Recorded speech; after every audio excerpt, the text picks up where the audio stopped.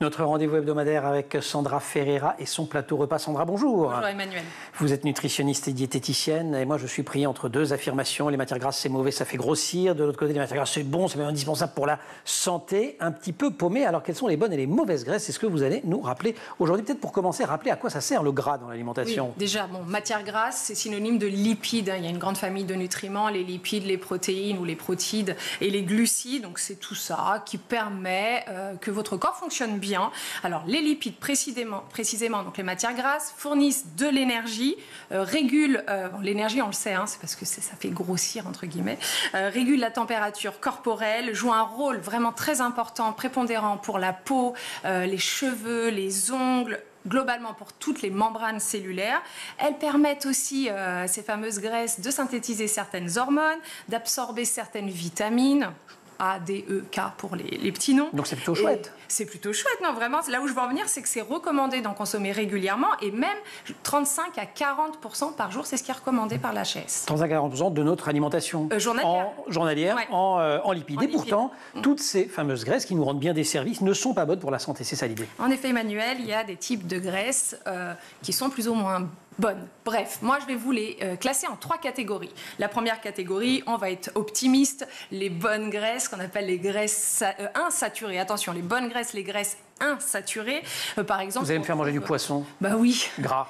C'est moi, c'est ma nature, voilà. c'est la base. Des poissons gras, des huiles de noix, de colza. Là, c'est parfait. Pourquoi ces bonnes graisses sont bonnes? Parce qu'elles sont bonnes pour notre santé cardiovasculaire. Ce sont les fameux oméga 3 ou oméga de manière générale qu'on entend un peu partout. Donc ça, ce sont les graisses insaturées. Et c'est chouette, mais il y a les graisses saturées. Elles sont saturées, c'est pas bon. C'est le mauvais gras. C'est le mauvais gras. Ça a tendance à se fixer sur la paroi des artères. Bon, pas qu'il ne faut pas en manger du tout, mais on fait attention. Là, on va les retrouver dans les graisses d'origine animale. Alors, comme les viandes grasses, tout ce qui va se trouver autour des côtes, une côte de porc, par exemple, une côte de bœuf, mais aussi la charcuterie, les pâtés de viande, les saucisses, le fromage. Je suis en train de faire pleurer Emmanuel. Les crèmes, le beurre et l'huile de palme.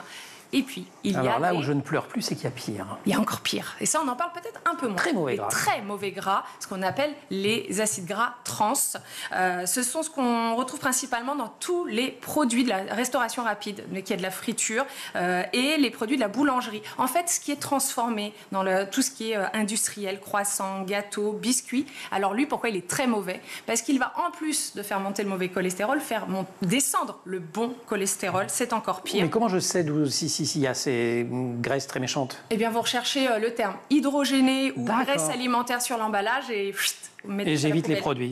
Super. Vous avez des conseils pour diminuer le mauvais gras dans l'alimentation au quotidien? Finalement, oui, manger, alors toujours, je ne dis pas d'éviter, mais manger moins de biscuits, de pâtisseries, de frites et d'aliments transformés.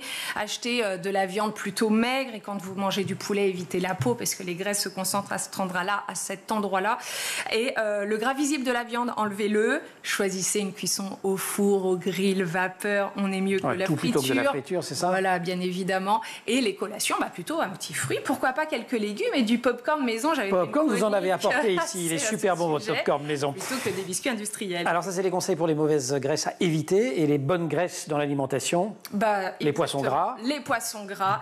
Saumon, maquereau. Saumon, maquereau, hareng, pourquoi pas. En conserve, pourquoi pas aussi. On n'est pas obligé d'aller chez le poissonnier tous les jours.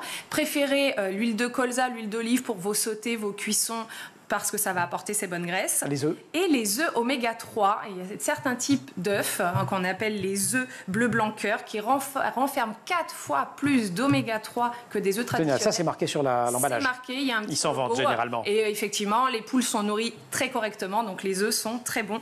Et enfin, beurre, on va limiter le beurre et les Okay. margarines dites dures, parce que quand elles sont dures, à tous les coups, il y a des acides gras trans dedans. D'accord, mais on en mange quand même un petit peu. Mais oui. Mais oui, on mange toujours. On diversifie, on évite, on est très raisonnable. Vous êtes une philosophe, au fond, encore plus, au moins autant qu'une diététicienne et nutritionniste. Après cantinière, je suis philosophe. Sandra, merci beaucoup en tout cas. Merci aussi à toute l'équipe de l'émission, Laure Audemont au maquillage, Marine Plantec, assistée par Pénélope Day pour la préparation de l'émission, qui en régie aujourd'hui sont avec au son Thibaut Goury-Lafont à la réalisation, Romain Luc. Vous restez sur School TV et vous nous retrouvez nous en permanence sur Internet et sur les réseaux sociaux.